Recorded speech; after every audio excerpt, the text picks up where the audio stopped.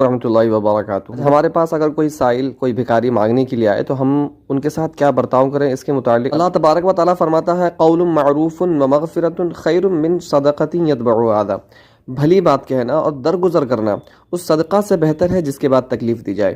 ایک بار دیکھا جاتا ہے کہ کوئی ہمارے پیچھے لگ جائے، ہاتھ پاؤں پڑنے لگے، تو اس کے ساتھ کیا کریں، اس کے بارے میں اللہ فرماتا ہے ومغفرۃ، درگزر کرو۔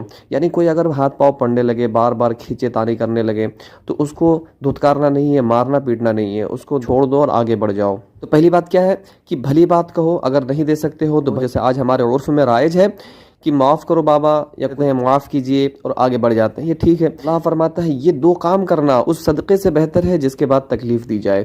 یعنی ہمارے پاس پیسہ تھا 1000 روپے، ہم نے فقیر کو 500 روپے دے دیا، لیکن دینے کے بعد ہم اس کو جتلا رہے ہیں۔ کدھر تھا کہ ہم صرف یہ کہہ دیتے معاف کیجئے۔ تو اللہ تبارک و تعالیٰ اس آیت کریمہ پر ہمیں عمل کرنے کی توفیق عنایت فرمائے۔ چلیے اللہ حافظ۔